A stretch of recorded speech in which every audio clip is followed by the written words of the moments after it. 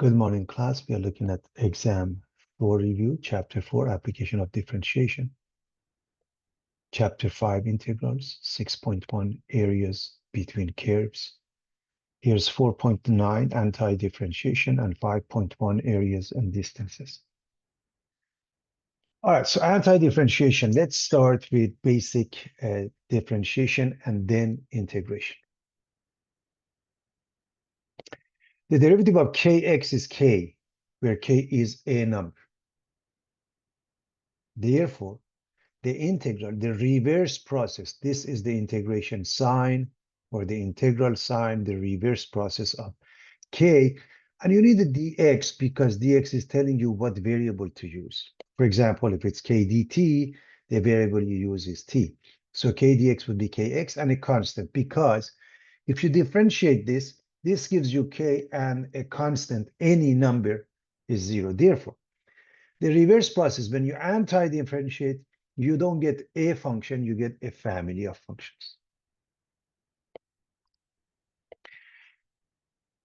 The derivative of x to the power of n is n x to the power of n minus 1. That's the power rule. The integral of x to the power of n dx is, instead of multiplication by n, we're going to divide by n plus 1. And then instead of raising the x to the power of n and then subtracting 1, we add 1. In other words, 1 over n plus 1, x to the power of n plus 1, and n can't be negative 1. If we want to go with the process, d dx of x to the power of n is n x to the power of n minus 1. What are we doing? We are going to multiply by n, and we are going to subtract 1 from it. Now, if we want to integrate, it's the reverse process. The reverse process works in this manner. So step 2 becomes step 1, and the subtract 1 becomes add 1. Multiply by n, that means divide by, of course, n plus 1. So as we add 1, we get n plus 1 and divide by n plus 1. That's what we get. We also can, in the beginning, when you want to go with the reverse process, you want to prove that by looking at its derivative. So if I take the derivative of the right-hand side, okay, so the derivative of the right-hand side, and I'm going to call the right-hand side capital F of x is 1 over n plus 1, x to the power of n plus 1, and a constant. So it becomes easy to see what we are doing. If I differentiate, okay, 1 over n plus 1 remains. And for this piece, I'm going to do n plus 1, then x to the power of n plus 1 minus 1, and the constant gives me 0. You can see these two cancel each other, and you get x to the power of n. And that's exactly what we have here. So that's a proof, believe it or not. So the reverse process. For example, if you want to prove your division is correct, you multiply the result. Or you want to prove the subtraction was correct, you add it. And therefore, it's the reverse process that is explained. Now we are going to continue looking at more. All right, the derivative of e to the power of x is x, then the integral of e to the power of x dx must be also e to the power of x and a constant. Ln x results in 1 over x. So the integral of 1 over x dx gives you ln x. Now, of course, 1 over x is the same as x to the power of negative 1. Ln of absolute value of x plus c. If the derivative of sine is cosine, the integral of cosine x dx must be sine x plus a constant.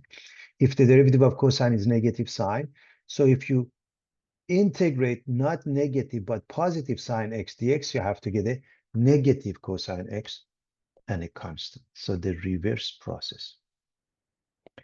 Trigonometric functions we know. So the derivative of tangent is secant squared. So the integral of secant squared dx must be tan x plus c. Cotangent derivative results in negative cosecant squared. So the integral of cosecant squared dx must be negative cotangent and a constant. Secant gives you secant x tan x. So the integral of secant x tan x dx must be secant x and a constant. Cosecant x differentiate gives you minus cosecant x cotangent x. Therefore, if you integrate the right side, gives you the left side. So you're going to put the negative on the other side. And so the integral of cosecant x cotangent x dx is minus cosecant x plus a constant.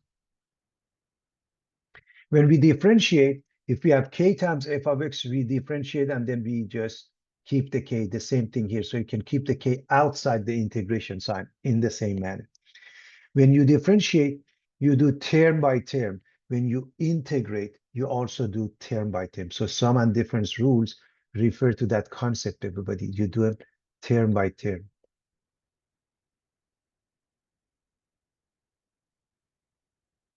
If the derivative of e to the power of kx is itself times k, the integral of e to the power of kx dx must be itself and then divided by k. Or in other words, take this k to the other side. That means 1 over k, right? That's the concept. So the integral of e to the power of kx dx must be 1 over k e to the power of kx plus. Very straightforward, everybody. So anti-differentiation, also known as integration.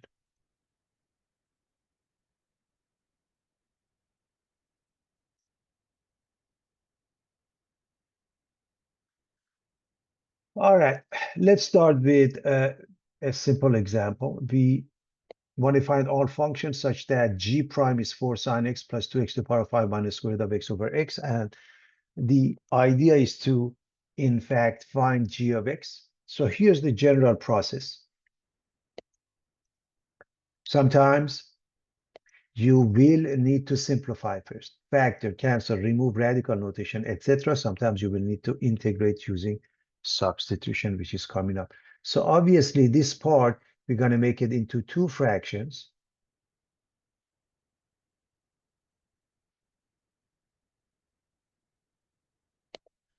This one becomes 2x to the power of 4. This one is x to the power of 1/2.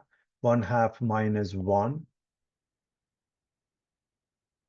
So we rewrite this is elementary algebra in this format. So g of x would be the integral of the right side dx.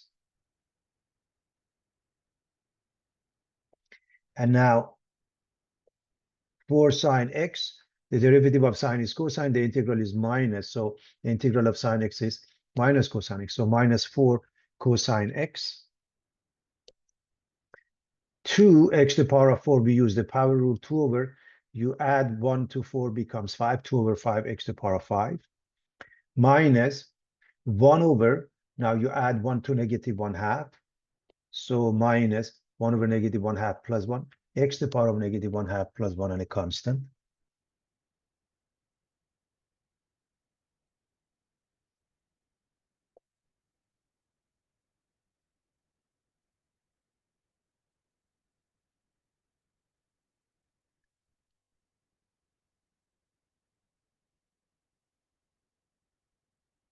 And all you have to do is just rewrite this.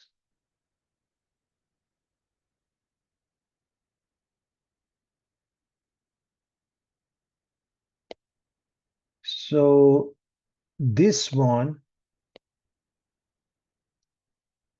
is positive 1/2. And 1 over that is 2. So we get negative 4 cosine x plus 2 over 5x to the power of 5 minus 2x to the power of positive 1/2 means square root of x and a constant.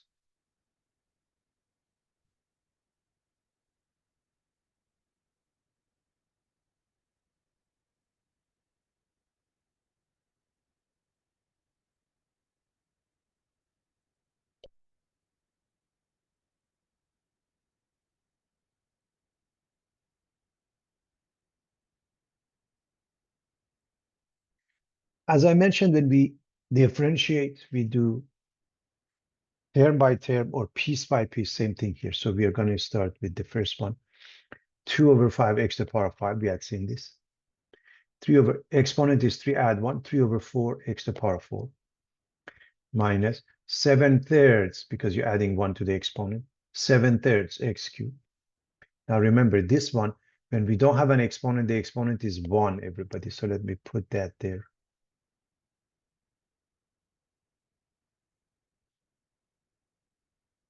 So 1 over 1 plus 1, 1/2 x squared minus 5 x and a constant. Very simple. Reverse process.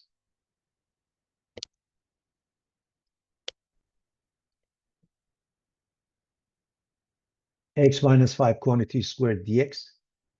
We are going to go with a minus b squared, which is a squared minus 2ab plus b squared.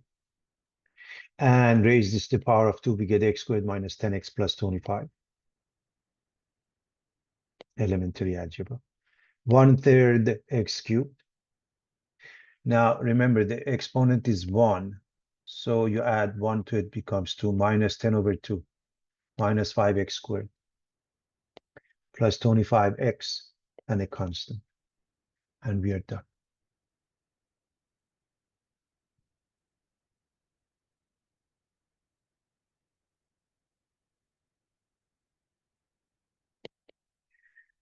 All of them are exponentials. So when you differentiate or integrate exponential, the answer is always itself. In the case of differentiation, we would multiply by 4. In the case of integration, we divide by it. So when we have the integral of e to the power of kx dx is 1 over k e to the power of kx plus c. So this one is itself divided by 4. So that means 1/4 e to the power of 4x and a constant. Same thing here. You're going to divide by -3. So -1/3 e to the power of minus 3x plus a constant. Now, this one, I want to make sure we understand it means 1/2 x is the exponent. So you're dividing by 1/2. So we are dividing by 4. We are dividing by -3. Here, 1 over 1/2 means 2. 1 over 1/2. 2. And then the same thing, e to the power of x over 2 plus a constant.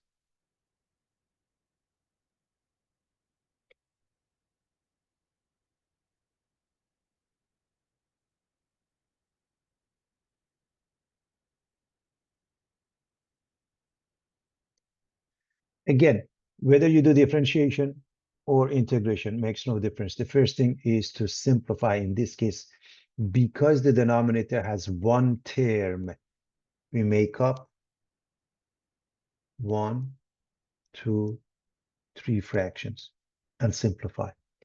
Okay, so the first one becomes 1, the second one minus 7 over x, the last one plus 2 over x squared. And I'm going to rewrite the last two because I want to be clear that obviously we have no problem with 1. Okay. But what is this? This is minus 7 times 1 over x. What is this? 2x to the power minus 2. So 1, because it's dx, becomes x. Minus 7. 1 over x becomes a natural log. So minus 7 natural log of absolute value of x. But what about the last piece? 2 divided by -2 plus 1, x to the power of -2 plus 1. -2 plus 1 is -1. So we get -2 x to the power of -1, or -2 over x, and a constant. So we add the constant at the end, everybody. Okay, we add the constant at the end.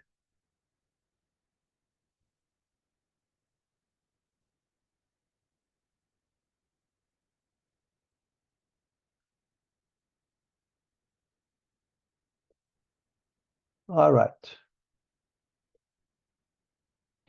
We want to differentiate this.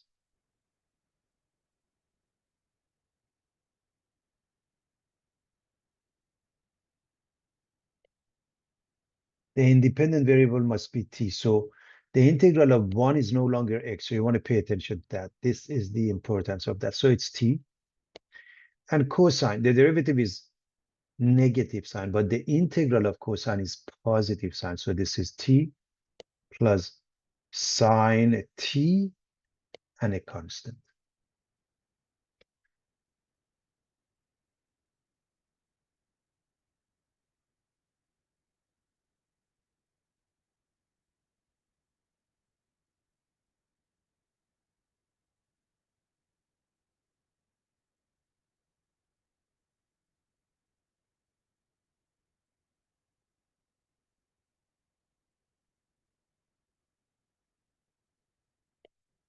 Again, this piece must be changed so the power rule can be applied. So x to the power of 1/3.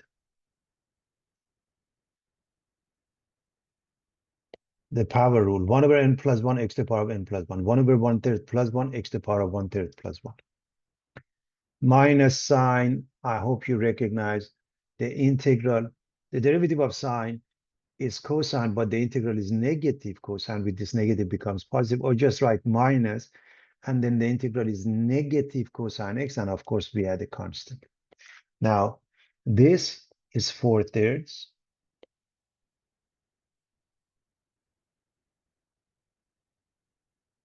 Which makes this one 3/4. And this one, we're going to write it in the same format. So the final answer would be 3/4 cube root of x to the power 4 plus cosine x and a constant. The integral of 2 over x dx.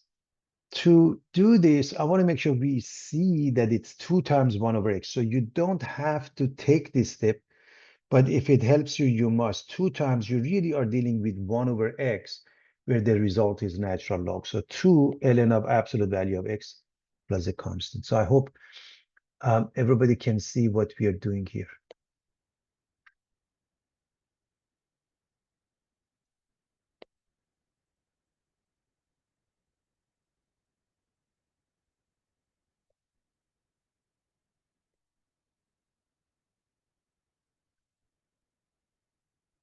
What happens here? Let's rewrite it. 1/2 times 1 over x. In case you don't see it, you want to rewrite it in this fashion, and then, of course, 1/2 is just a multiplier, and this repeats like just like that. 1/2 ln of absolute value of x, and then you tag along a constant. That's the idea. I hope everybody is comfortable with the concept here.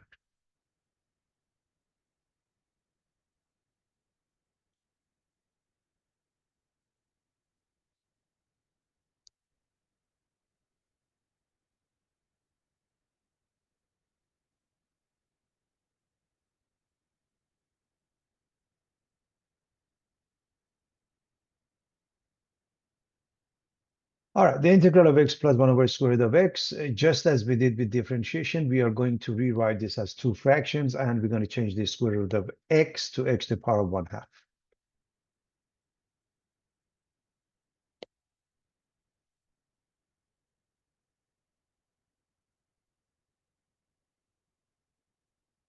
Now we can simplify. Remember, this doesn't have an exponent. The exponent is 1. 1 minus 1/2, positive 1/2, and this is negative 1/2. So x to the power of 1/2 plus x to the power of minus 1/2. What we've done is elementary algebra so far. Now we use the power rule, 1 over 1/2 plus 1, x to the power of 1/2 plus 1. For this one, 1 over negative 1/2 plus 1, x to the power of negative 1/2 plus 1, and a constant. So this one, 1 over 1/2 plus 1, x to the power of 1/2 plus 1. The second piece, 1 over negative 1/2 plus 1, x to the power of negative 1/2 plus 1, and of course, we're adding a constant. So 1/2 plus 1, 3/2. So 1 over that is 2/3. This one is 1/2. 1 over that is 2. So x to the power of 3/2 over 3/2 plus x to the power of 1/2 over 1/2 and a constant. You get 2x to the power of 3/2 over 3 plus 2x to the power of 1/2 plus a constant. You can leave it like that. You can change this to square root of x. Depends whether they want you to put it in that format or not. Either way is fine. The integral of x squared plus 2 over x squared plus secant squared. And obviously the first piece, we cut it into 2 fractions.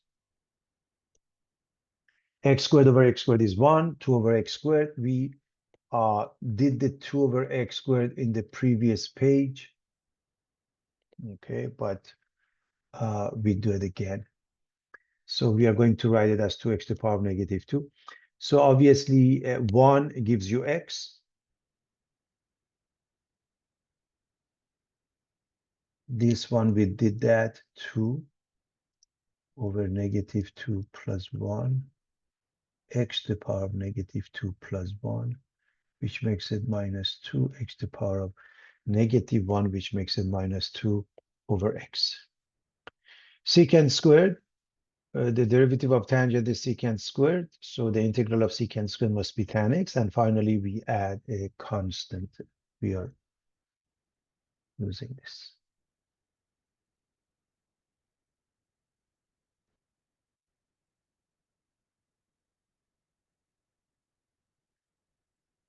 Solve the initial value problem. dp dt is 2e to the power of 3t, p of 0 equals 1. So what is initial value problem? What is an initial value problem? Let's look at it. Any equation containing a derivative is called a differential equation, or D. A function which satisfies the equation is called solution to the differential equation. An initial value problem is a differential equation along with a specified value of the unknown function called the initial condition. In other words, everything we've done so far has been a differential equation. And as you recall, it created a constant. When it creates a constant, it creates a family of functions. What is this? This is one pair which will help us to find that constant. So for now, ignore this and work on this, which means dp is 2e to the power of 3t times dt.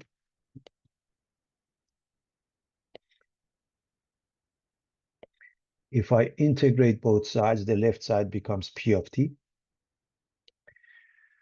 And this we know how to integrate. We're going to divide by 3. So 2/3 e to the power of 3t plus a constant. So this is exactly what we have been doing, nothing brand new. What we have here is called a general solution.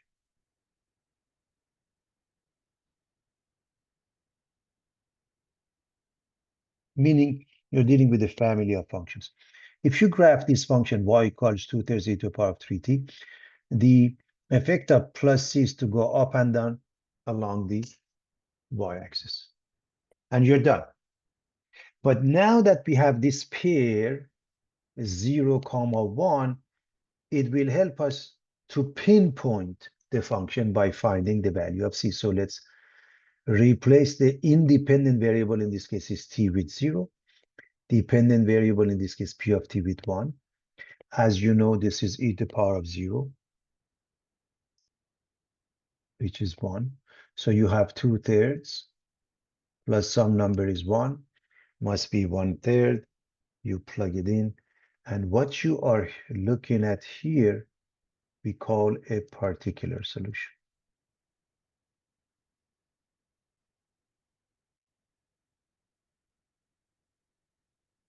Okay, meaning we have a family of functions. We have infinitely many solutions here. Now, with the help of one pair, we found one solution. That is known as the initial value problem. That's it. We're going to repeat that here. Solve the initial value problems. dy dx is 1 over x plus 1 over square root of x, and y is 5, x is 1. That means the pair 1, 5, everybody. This means this pair. So for now, we're going to completely ignore that. dy is the right side times dx. If you integrate the left side, you get y. If you integrate the right side, we are going to work on the right. So 1 over square root of x, square root of x. By now, we've done it many times. The x to the power 1/2 comes up, becomes negative. And 1 over x gives us natural log of absolute value of x. X to the power of negative 1/2 is 1 over negative 1/2 plus 1, x to the power of negative 1/2 plus 1, and a constant. We have done this many times, everybody.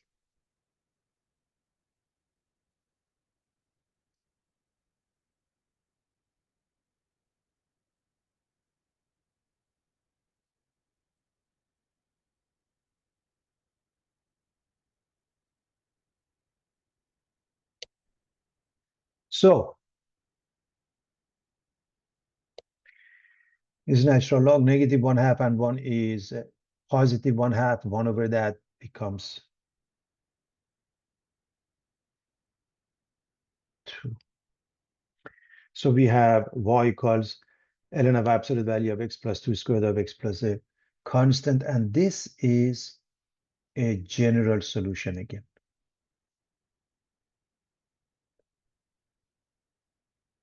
Infinitely many solutions, a family of functions. We plug in the pair. As you know, ln1 is 0, and so you get 2 plus c, and c must be 3. And now you get a solution called particular solution.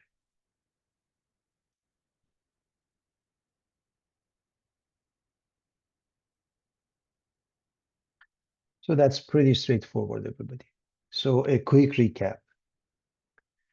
When you solve this without paying any attention to this and you go through the process, what you end up with is y equals ln of absolute value of x plus 2 squared of x plus c. This c means you have a general solution. This c means you have a family of functions. You have infinitely many different functions.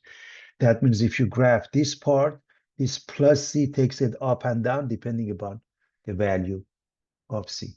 If it's, let's say, plus 5, 5 units up, minus 5, 5 units down along the y-axis. Now, one pair can help us find the value of c, and that gives us one solution. Infinitely many solutions, one solution, and one solution is known as a particular solution. Rectilinear motion, a particle moves in a straight line and has acceleration given by a of t equals 6t plus 4. Its initial velocity v of 0 is minus 6 centimeters per second, and its initial displacement s of 0 is 9. Find the position function s of t. First of all, just to give you an idea, rectilinear motion. For motion in a straight line with constant acceleration, a initial velocity v sub 0 and initial displacement s sub 0, this displacement after time t is s of t equals half of a t squared plus v0 t plus s sub 0. This is really the anti-differentiation resulting in that. That's the concept, rectilinear motion, motion in a straight line. But in any event, if a is given, okay, so we are going, remember, the position function s of t differentiated. Let me just write it here first. S prime is v of t. And S double prime equals v prime equals a of t. So it is now the reverse process, the integration. So a of t or v prime is this. So if you want to get to v, you are going to integrate this. And I'm going to just give you the answer, 6 divided by 2 t squared. So 3t squared plus 4t and a constant. I hope everybody can see that. So we integrate this.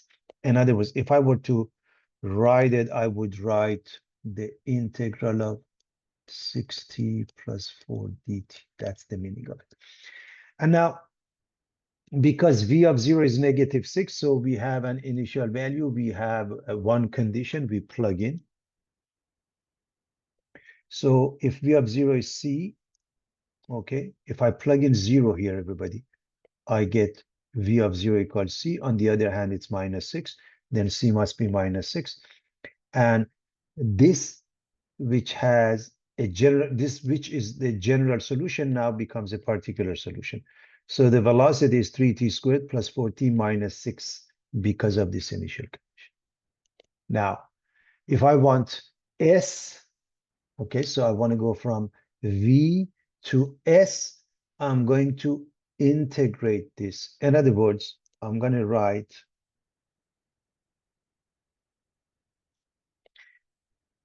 s of t equals the integral of v of t dt. So I'm going to integrate this. And I get t cubed plus 2t squared minus 6t plus d. I hope you see that. And so s, if you plug in 0, and by the way, one might say, why d? I don't want to use the same c. I don't want anybody to think if I put c here is the same number. You can say c1 and c2 if it's easier that. And we know s of 0 is 9. So if you plug in 0 here, on the, so right here, I hope you recognize that if I plug in S of 0 becomes D. Therefore, D must be 9. And the final answer, S of t is t cubed plus 2t squared minus 6t plus 9. Now, to check your work, if you differentiate this, you get 3t squared plus 4t minus 6. If you differentiate this again, you get 60 plus 4. So you can check your work. It takes a split second to show it.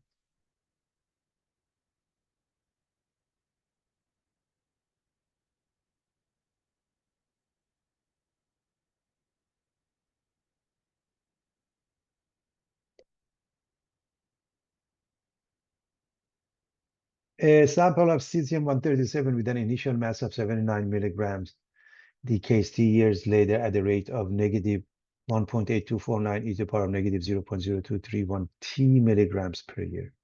Find the mass of the sample after 23 years. Round your answer to 1 decimal. So we are looking at the rate. We are looking at the derivative. So first, let m of t represent the mass of cesium-137 after t years. So what is this?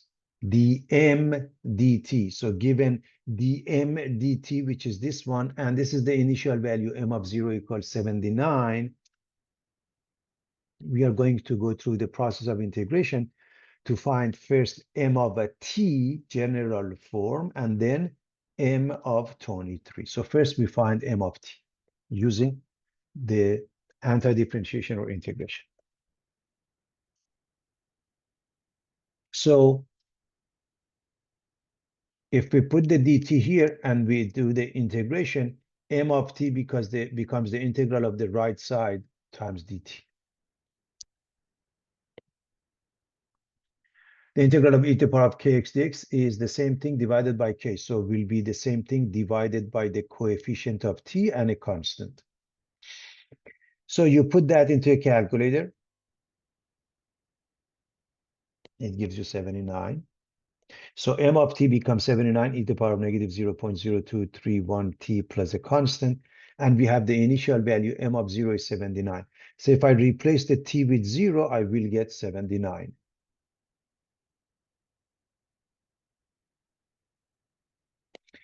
E to the power of 0 is 1.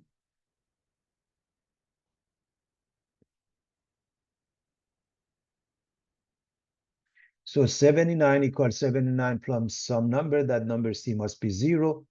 And m of t becomes 79 e to the power of negative 0.0231 t. So what is m of 23? Replace the t with 23. Multiply these two, raise e to that power multiplied by 79, and it gives you this number. And we want 1 decimal, so 46 point. If you stop at 4 next to it, this 3 doesn't change. So 46.4 units milligrams. So a quick recap for this one.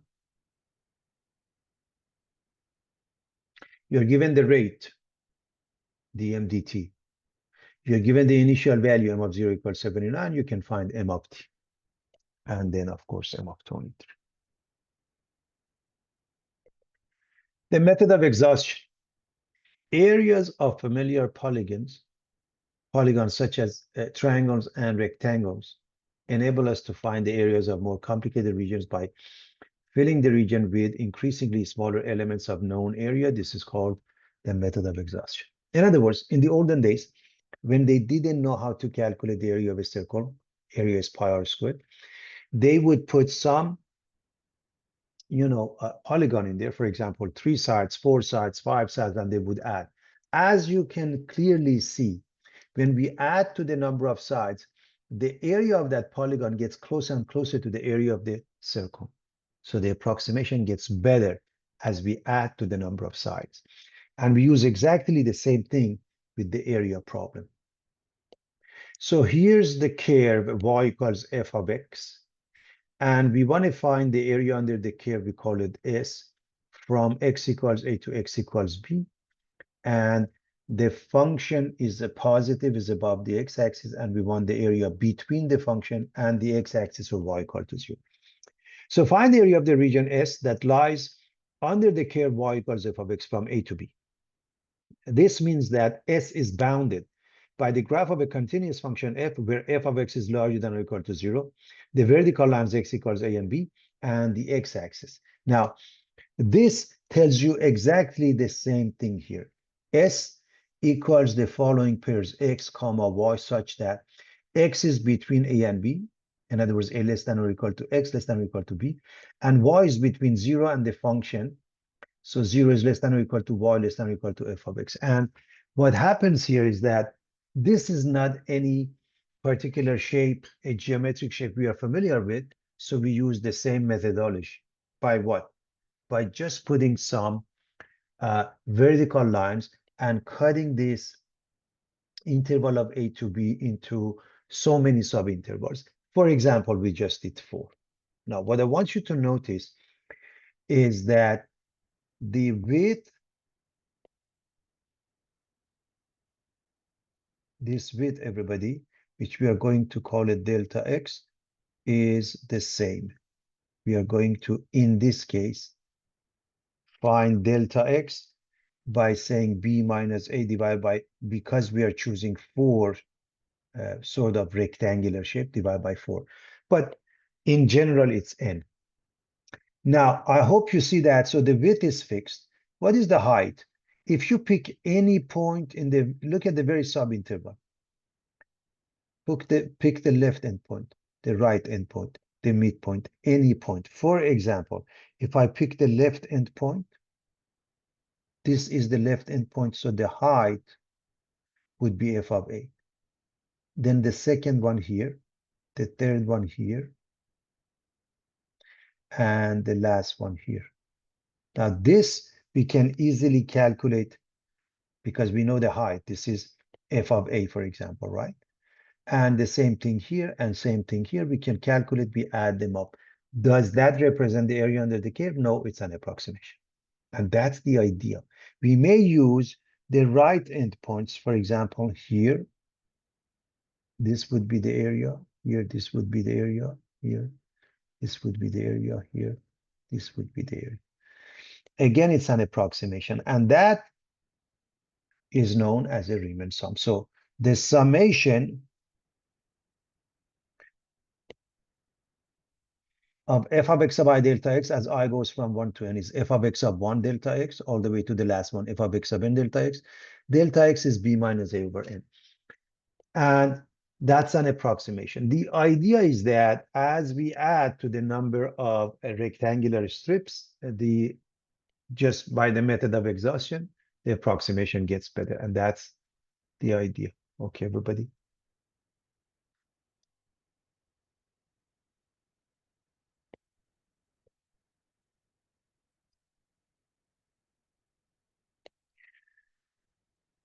Suppose a continuous function f is defined on the interval of a to b. If the interval is divided into n subintervals, delta x is b minus a over n. X sub 0 is a, x sub 1 is a plus delta x sub 2 is a plus 2 delta x, all the way to x sub n equals a plus n delta x or b.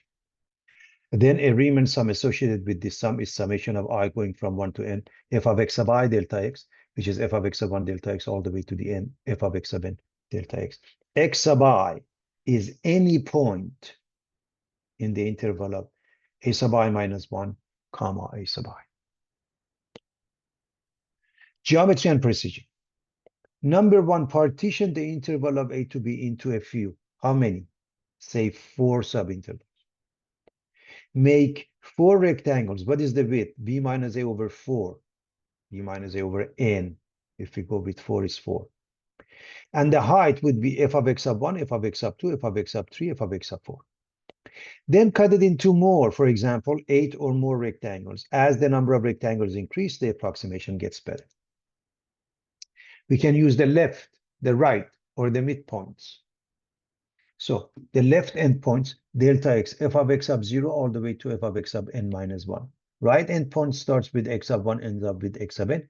And the midpoints, f of x sub 1 bar all the way to the n. X sub I bar means x sub I minus 1 plus x sub I divided by 2. And I'll show you with a very simple example what we mean by that.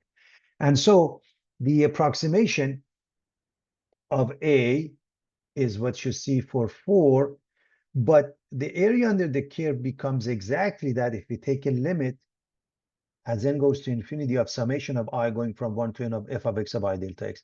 If you continue indefinitely as n goes to infinity, delta x equals b minus a over n, x of I is a plus I delta x. It becomes the exact area under the curve, everybody.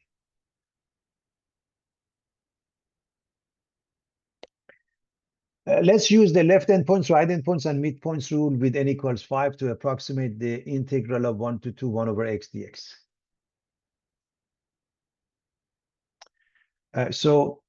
I'm going to write the left endpoints, the right endpoints, the midpoints, and there is no reason for memorization. Just the general formula is good enough. So this class, the integral, when we evaluate it from 2, becomes a definite integral, becomes an area under the curve if the function is positive, if not, becomes the difference of areas. First and foremost, when you see that, I want you to recognize the following. The function is 1 over x. This is, so let me just write this. The integral of a to b f of x dx, and that is equal to, an approximation is equal to this, okay?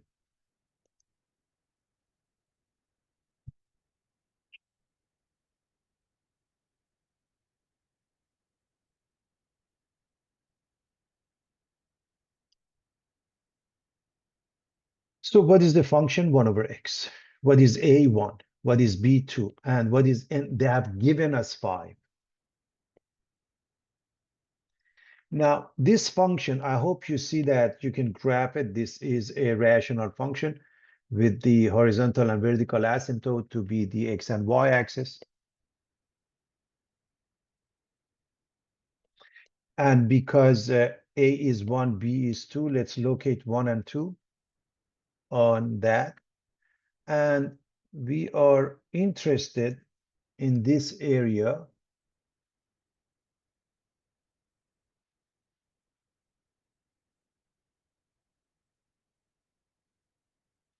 where delta x is b minus a over n, or 1 over 5, or 0.2. Now, first, let me just make this area larger. You really are looking at this concept, everybody. Okay. And so what I'm going to do from here to here, which is from 1 to 2, I'm going to draw this line segment from 1 to 2. I'm going to blow it up so it becomes easy to see, and I'm going to add delta x. So in other words, we're going to go from 1 to 2. So I made it large enough so it's easy to see. 1 is a and 2 is b. We have calculated delta x to be 0.2, so we're going to go with add 0.2, 1.2, 1.4, 1.6, 1.8. Now I'm going to erase my work because I need this space. So I want to start with the left endpoints. Now, you don't have to memorize this formula. You have the general idea, delta x times. Now, when you want the left endpoints, everybody, you do not use this one. You use the rest of this, meaning delta x, which is 0.2, times f of 1 plus f of 1.2, f of 1.4, f of 1.6, f of 1.8. That's the meaning of it. So which one do you not use? The last one. Why not? Because we are using the left endpoints. All right. Now you replace the delta x with 1/5 or 0.2. What is f of 1? This function, 1 over 1. 1.2, 1 over 1.2. F of 1.4, 1 over 1.4. Now you put that into a calculator, you put it with a bunch of decimals, this becomes the answer.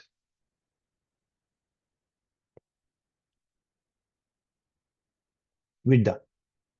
Now we're going to use the right endpoints.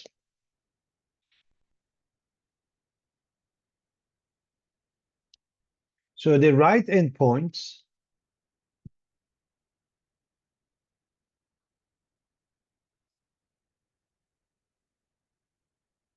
we're not going to use the first one. We're going to use the rest of them. So it will be delta x times f of 1.2 plus f of 1.4 all the way to f of 2. So take a look one more time. For the left endpoints, we use the first point, not the last one. For the right endpoints, we do not use the first, but we use the last one. This means, of course, 1 over 1.2, delta x is 0.2, so on and so forth. And just like that when you plug in. What I want you to notice also, for the sake of calculation, this part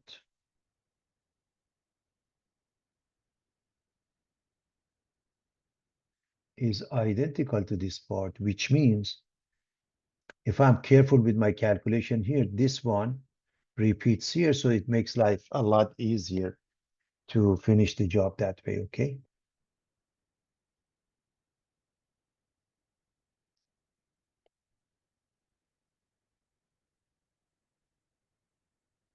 All right, so you put it into a calculator, you end up with this number. What about the midpoints? I'm going to erase my work again. Here's the midpoint. Just look at the first one. What is the midpoint? 1.1. And then add 0.2, everybody. The next one, 1.3, 1.5, 1.7, 1.9. So the integral of 1 to 2, 1 over dx is delta x, f of 1.1 all the way to f of 1.9. And you, by f of 1.1, we mean 1 over that, f of 1.3, 1 over 1.3. You put it into a calculator, you approximate it, and you have the answers.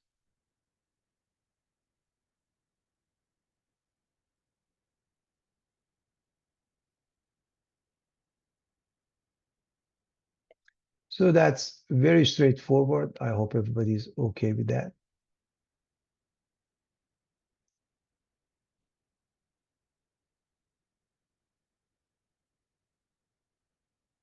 All right. The velocity of a moving object is given by the function v of x equals 3x,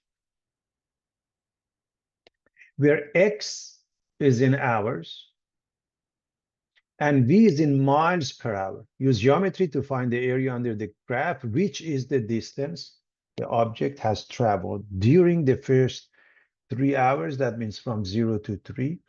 Here's the function. V of x equals 3x goes through the origin. Okay. And so this is the time in hours, and this is the velocity. And therefore, what you're really looking for is the area, which is 1/2 base times the height, because it's a shape that you're familiar with. It's a triangular shape. And therefore, if you look at this point, has coordinates 3, and then 3 times 3, right? 3x. So 3 comma 9, which means, and by the way, the scale doesn't have to be the same along the x and y axis. So this distance is 3, this distance is 9, so 1/2 3 times 9, or 27 halves, or 13.5 miles. What about between the 3rd and 5th hour? Okay, so in other words, you are looking at this part. Okay, so you have 2 choices to calculate this. One is to calculate from 0 to 5, which is this large triangle, and subtract this from it, or just use the fact that this looks like a trapezoid, and the area of a trapezoid is 1/2 the height times b1 plus b2. So h, the height is this distance, 5 minus 3, which is 2. This is smaller base.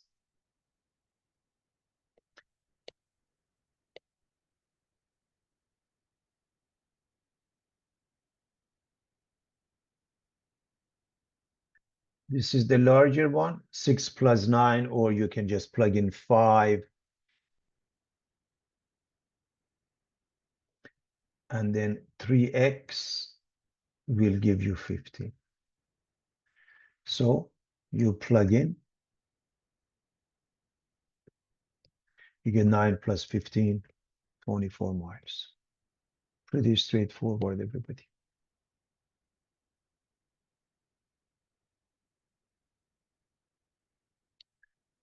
Use the definition to find an expression of the area under the graph of f as a limit. Do not evaluate. Here's the function. X is between 4 and 7. Well, according to this, A is 4, B is 7, delta X is B minus A, 7 minus 4 over N. 7 minus 4 over N, or 3 over N. X sub I is A plus I delta X. So 4 plus I times 3 over N, and it becomes 4 plus 3I over N.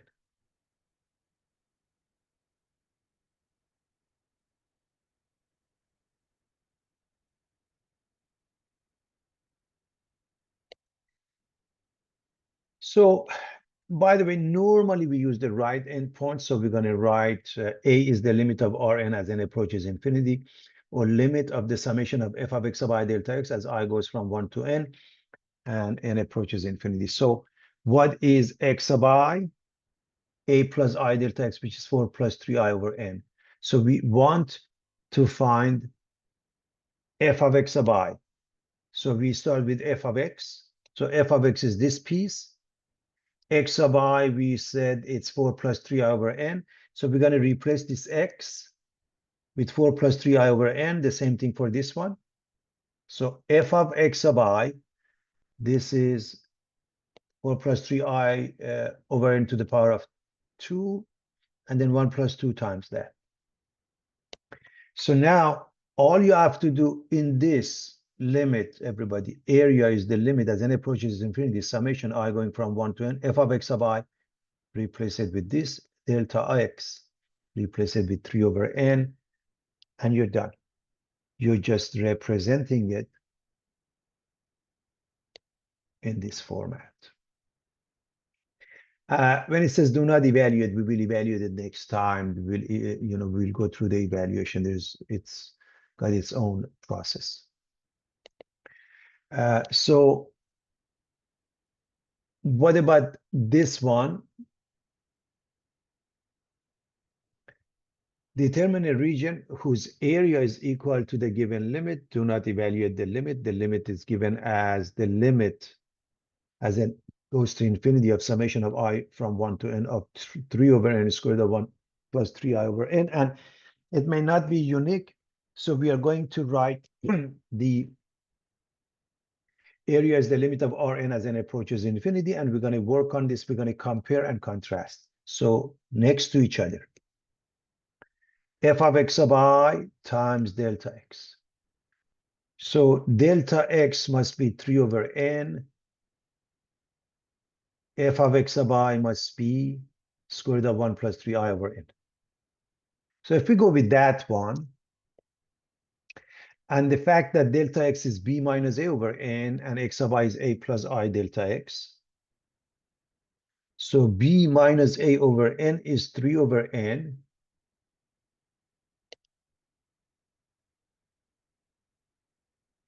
And a plus I delta x, a plus I delta x. Think about this. Just put this as a plus I delta x. So a is 1 plus I times 3 over n. So if a is 1, b minus a is 3, a is 1, b must be 4. I hope you see that. So the function is simply square root of x in the interval of 1 to 4. So again, we found a and b, that's the interval of a to b, and f of x must be square root of x simply. And to check and recheck. Now from here, the fact that you see a is 1, b is 4, develop it so you can get to the limit by replacing the x with a plus I delta x, and first finding, of course, delta x, b minus a over n, so reverse plus. Why isn't this unique? We could say, well, delta x is 3 over n, and if we start with 0 plus I delta x, then a could be 0 and b could be 3. And if that is the case, then this has to start with 1 plus x, not just 1, not just x. So y equals f of x equals square root of 1 plus x on 0, 3. You can again work on this in the same manner. Delta x is b minus a over n, and x of y is a plus I delta x, and see if you get to the same limit. Okay, both ways will work.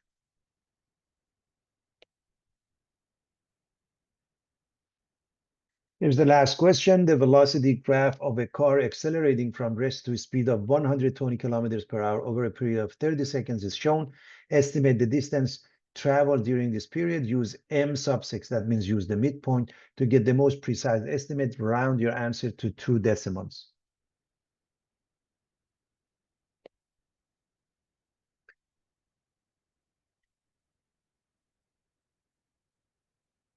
So we are interested in the first 30 seconds. So right here. That means we want this area. And of course, we are going to approximate it. So delta x is b minus a over n. Therefore, we're going to call it delta t. Delta t, b minus a, 30 minus 0 over n. What is n? 6. So n is 6, everybody.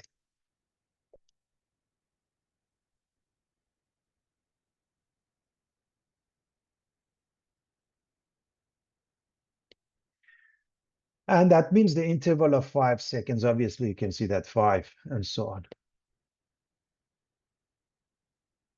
Now, when we go back to the units given, this is 30 seconds, but this is kilometers per hour. Hours and seconds, they don't work. You have to make sure this is either per, kilometers per second, or change this to hours. And one easy way is to, of course, understand 1 hour is 3,600 seconds because it's 60 squared, right? 60. 1 hour is 60 minutes. 1 minute is 60 seconds. So therefore, each interval of 5 seconds, you divide by 3,600, becomes 1 over 720 hours. Why are we doing that? We have to have the same units. This is per hours. So we are going to look at this line segment of 0 to 30. 0 is A, 30 is B, and we got to cut it into 6 pieces, and we get 5, 10, 15, 20, 25, 30. So we mean the following. So as far as M is concerned, the midpoints we are looking at,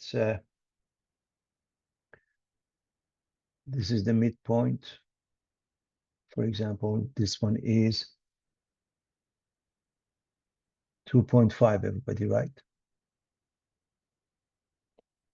And you can figure the rest of it.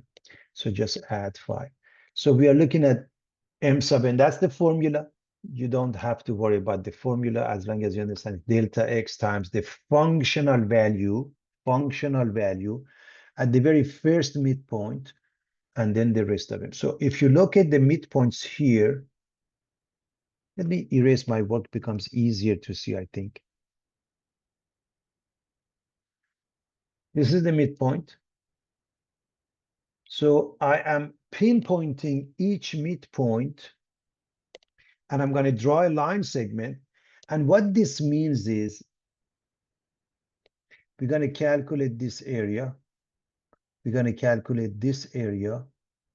We're going to calculate this one, this one, this one, and this one, and we add them up. Each one has the width of 5 seconds, or 1 over 720 hours. Each one has a height. The first one in the midpoint 2.5, okay? So that means the V of 2.5 and then the V of 7.5, 12.5, 17.5, 22.5, and 27.5. And at this point, you really have to do your best to read from the graph. Now, this graph may not be clear. I give you the numbers. V of 2.5 is 31.25 and the rest of them. But the graph that you receive for your assignments is very clear. So you add those numbers, you get 521.75. You divide by 720 gives you 0.725. And because we want to go with two decimals, 1 and 2, next to 2 is 5, 0.73 units of distance, kilometers.